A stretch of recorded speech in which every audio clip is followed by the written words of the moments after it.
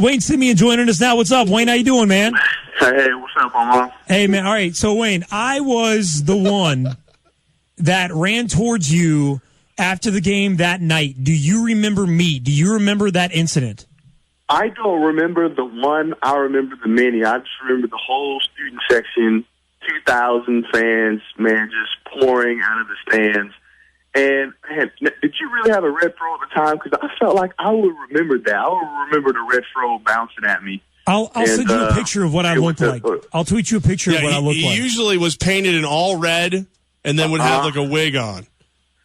Well, man, I certainly do remember that game, and it was true. We were undefeated in conference play, and big-time game, Valentine's Day, losing to the shot off the backboard at the buzzer was pretty heartbreaking. But, man, what a melee at the end. And I only lost a handful of conference games as a player, but I think every one that we lost on the road, the fans stormed the court. And so I get it, Kansas, we're a perennial power and, do well in the league. And, some people could say, hey, it's a sign of respect because people get excited to beat you. But, man, it's a pretty dangerous situation when you've got, uncontrollable, 18 to 22-year-olds in a frantic frenzy just storming the basketball court. And you've got, other young guys that are competitive, that have been in the battle for 40 minutes, 45 minutes, overtime games, and full of adrenaline and little ambition. And it's a dangerous combo. Well, Wayne, we see like how terrible it can go as of last night's game, but the most important thing for us here, at this station is, can you tell us about when you knocked out Armen Williams?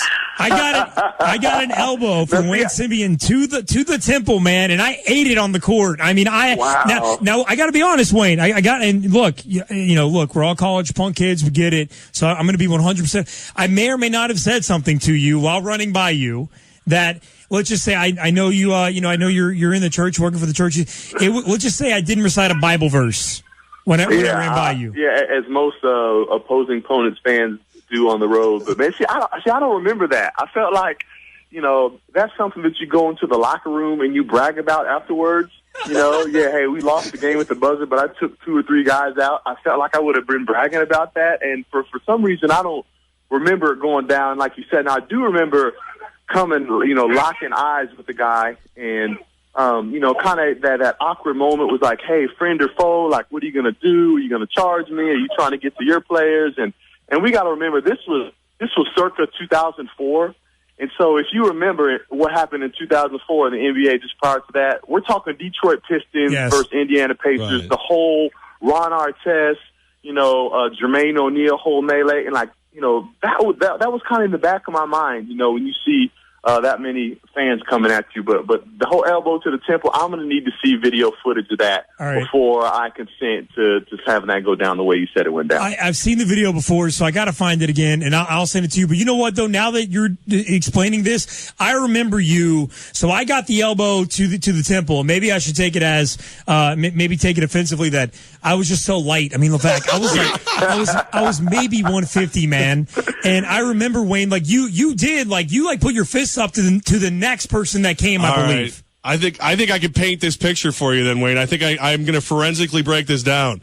You heard Armen say something bad. You instinctively turned, but he was such a wimp that at the edge of your 6'9" elbow, he went down. You saw the guy behind him, didn't even realize you had knocked out the powder puff, and were ready to defend yourself against what looked like a normal-sized human being. Hey, that sounds a little bit more accurate in my book. You know what? I don't know if I can deny any of that either, to be honest with you. Wayne Simien joining us. By the way, NBA world champion, was with the Kansas Jayhawks as well. 2006, of course, won the title with the Miami Heat. What do you do with that ring, man? Where's that at? Yeah, it's actually at the Allen Fieldhouse. It's in the Booth Hall of Fame Athletics, and I'm not a flashy guy, and I'm a small-town Kansas kid, grew up with humble means and, kind of stay in that lane. And so, a ring that's the size of a belt buckle that's appraised at $50,000 just isn't in my flow on a daily basis. And, I had it in a sock drawer, for several years. And then finally it was like, man, let me get this thing out where people can actually appreciate it, folks that helped me achieve it. And so they just built a kind of a Hall of Fame type museum in the front of Allen Fieldhouse, and so I donated it there, and that ring's on display there. But I got all my college and high school stuff. That's still here with me. Wayne, like if you were going to a special thing, could you get it back for like a night or two, or is it just there?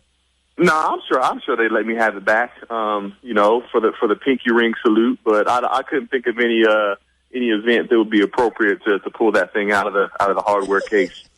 Wayne Simien with Armen and Levack played for the Kansas Jayhawks. He and I, we had a confrontation back in the day in 2005. All right, Wayne, dude, I appreciate you joining us, man. Hey, are you still a fan of the Heat? Are you pull for the Heat? Since they're your team?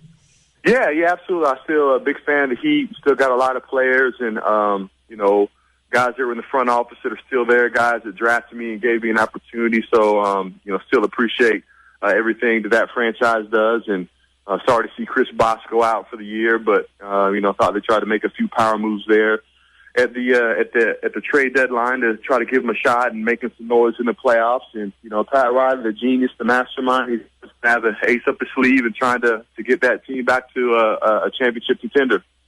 Hey, Wayne, we're your home for New York sports. When you look at the current New York Knicks, is there any hope? Is there any light at the end of the tunnel? Man, you know, I got my guy Cole Aldridge, former Kansas Jayhawk, that's up there, and man, I want the New York Knicks to do well, but it just doesn't look like there's much light at the end of the tunnel, especially for this season.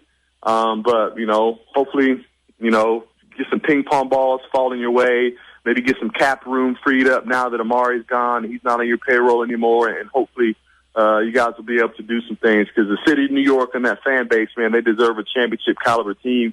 Hopefully it'll happen sometime in the near future. So you'll sign a 10-day contract right now? That will be going in the opposite direction that the Knicks need to go. That's for sure. I don't know, Wayne. I don't know. Wayne Simien, former Jayhawk, Miami Heat with Armen and Levack on the team. Wayne, thanks for your time today, man. This was a lot of fun. It was cool after all these years. I mean, I thought about it on Valentine's night a few weeks ago, man. I'm serious, dude. How does that feel to know a guy thinks of you every Valentine's Day? At 10:47, last Valentine's, we're talking 2 weeks ago or 10 days ago, I thought to myself, man, that night, it was so magical. I got the elbow to the head, and I saw the way I celebrated, it was amazing. Man, now he told me that there was some other guy that rushed the court that actually ran up and kissed Aaron Andrews. Yes. So you missed out on that opportunity, and you wanted to fight a 6'9" power forward, and you missed out on the opportunity to kiss Aaron Andrews, man. Hopefully the elbow that I supposedly gave you maybe knocked some things straight in there. Time you'll choose what the other guy did. Can you join the show like once a day?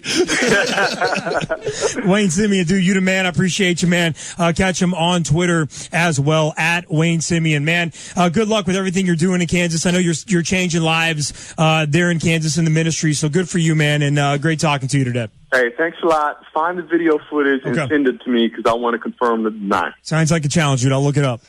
All right, man. Later. Thanks, man. Wayne Simien with Armen and Levack on 104.5 The Team. You're home for New York sports.